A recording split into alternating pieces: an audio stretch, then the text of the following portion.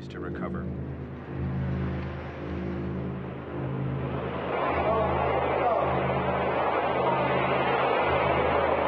Back from that building before what you're about to see again here on videotape, knowing there's a handful of things that you really can't make YouTube videos on. This is one of them. For some reason, some people consider the September 11th terrorist attacks to be a sensitive subject. They generally find it to be in poor taste to make bizarre claims and speculation. Yeah, the towers were actually holograms. The real buildings were in an airfield somewhere in Ohio, about an event that led to the deaths of nearly 3,000 people, and like 1 million Iraqis. So I'm not going to be doing that. I'm not going to be speculating about anything directly involving deaths of real-life people with real loved ones. In fact, I'm not going to be presenting or putting forth any theories at all. We're not going to be diving into the what or how, A, because I'm absolutely not allowed to, and B, because that has all been explained to death thousands of times over the past quarter century, so we're going to be sticking to the party line regarding what happened that day. My goal is merely to give some context towards the financial and historical side of things in the hopes that you might notice a pretty compelling why. This is the story you may not know about how a couple hours after the 9/11 attacks, a third completely evacuated building suddenly collapsed, destroying the evidence for basically every single financial crime of the 1990s.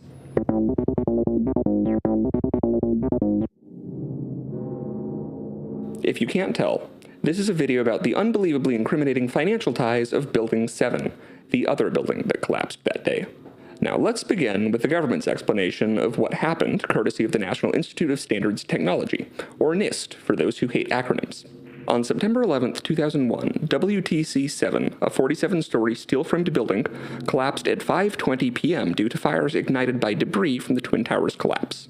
These fires, fueled by office furnishings, staplers and post-it notes, caused thermal expansion in floor beams, dislodging a girder from column 79, leading to a progressive collapse. Man, demolitions engineers are like scamming the hell out of us if that's all it takes to make a building do that. For the sake of this video, that is what happened. There are no alternate explanations or theories. For example, the kind of thing that, were it to exist, might have been done by the Structural Engineering Department at the University of Alaska, Fairbanks. University of Alaska, what would they know about secret government crap? This is a good thing, because in this hypothetical scenario, websites like YouTube or Wikipedia would probably not allow people to talk about this purely fictional, hypothetical 125-page paper called A Structural Reevaluation of the Collapse of World Trade Center 7, and that would make this very frustrating to talk about. But because there's no $314,000 4-year investigative study and associated 125-page paper called A Structural Reevaluation of the Collapse of World Trade Center 7 by Professor J. Leroy Hulsey, Ph.D., P.E.S.E., the best explanation is the NIST report. So, we're gonna move on.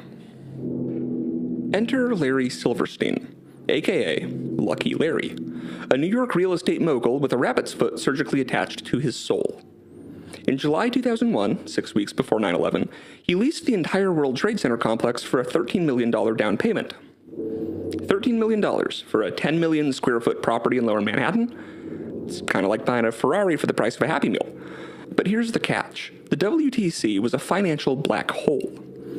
Why? Well, remember, it was built in the 70s. It had a lot of asbestos in it. Like, a lot. Yeah, as in, the estimated cost of removing said asbestos was projected to be a minimum of $1 billion. A lot. This asbestos had to be removed by the end of the year, which sort of made the property a bit of a money pit, to put it lightly, until, that wasn't really a concern anymore. Furthermore, right before 9/11, Larry took out insurance policies on the WTC worth $3.55 billion, specifically covering terrorist attacks. When the towers and WTC-7 go down, Larry's lawyers pull a galaxy brain move and argue that each plane was a separate event. The insurers cried foul, but after a legal battle, Larry walked away with $4.55 billion. That is a 34,000% return on his $13 million in under 2 years. Fun fact, Larry's payout included $861 million just for WTC-7 alone, despite it being just a fraction of the complex's size. Someone hit the jackpot at the Tragedy Casino. Oh, but wait, there's more. Silverstein had extensive ties to the Carlyle Group, a private equity firm that's, really evil. We'll get to them shortly. So, WTC-7 had what could be conservatively described as an interesting tenant list, which we will now go through. First off, the Secret Service, okay. Next, the SEC. the Securities and Exchange Commission, i.e. the people who investigate stock market shenanigans. They're going to be important as this goes on, which you may have guessed by the number of strings. La CIA, the company, the United States Central Intelligence Agency. Presumably, you are familiar. This was their New York field office. The New York City Office of Emergency Management. Well, at least they were close by.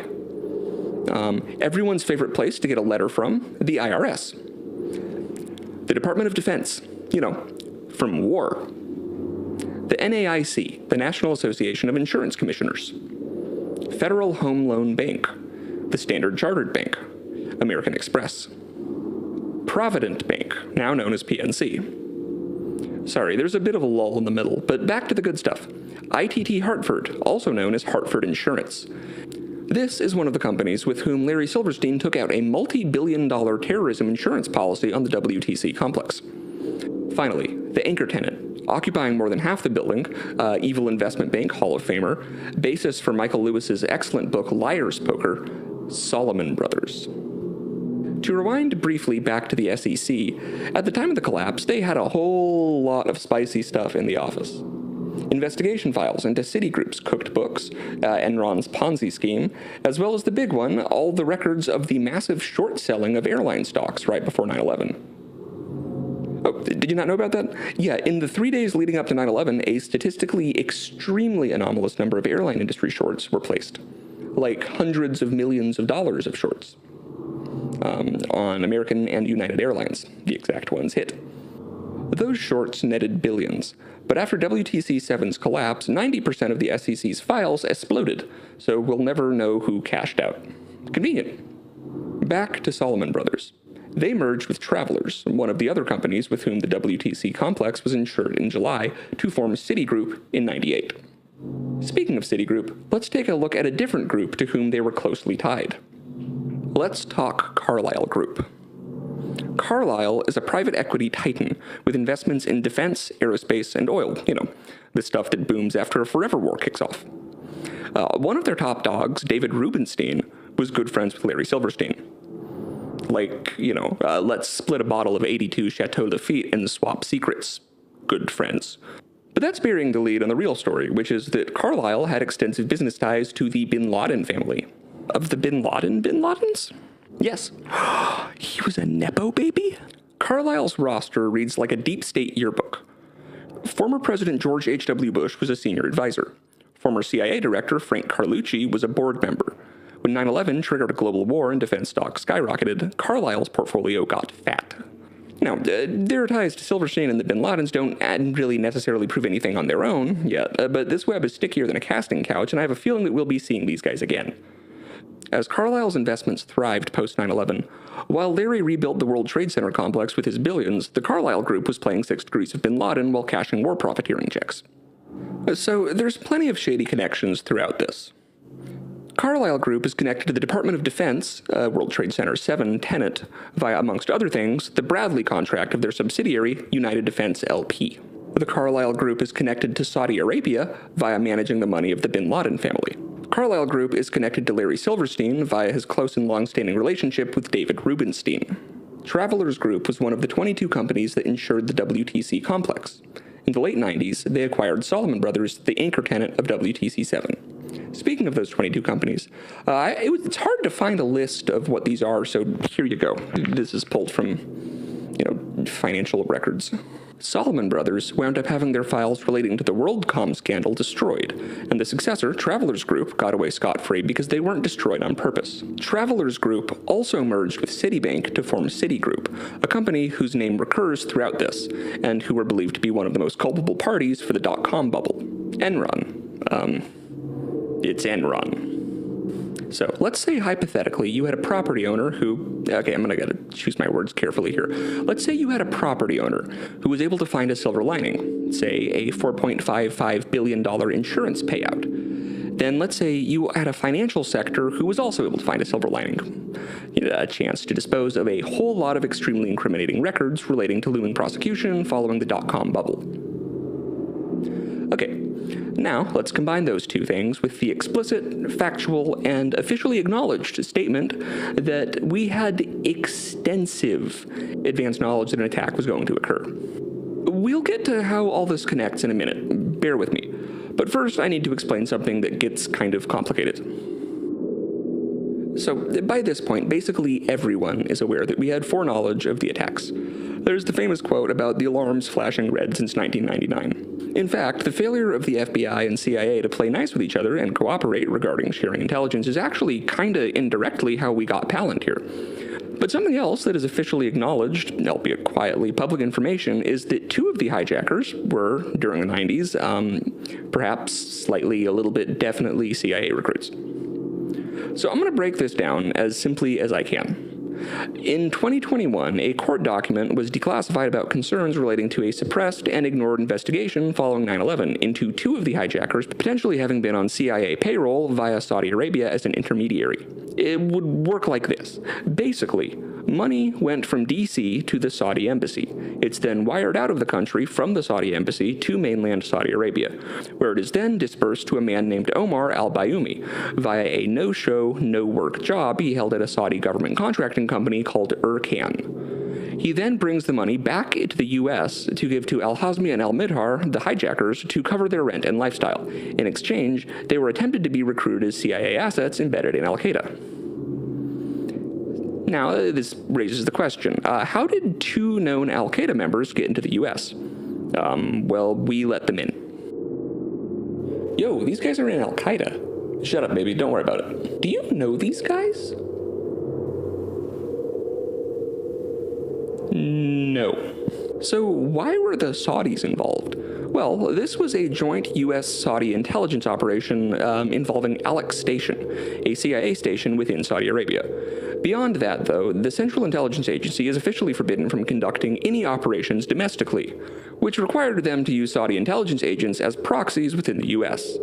This arrangement dated back to the 1970s with the creation of the so-called Safari Club, which is a whole other can of worms that is far too deep to cover here and would definitely get this video taken down if covered, because of the fact that one of the countries who was a member of the Safari Club was, the one you're thinking about. Now, I'd like to make a note here.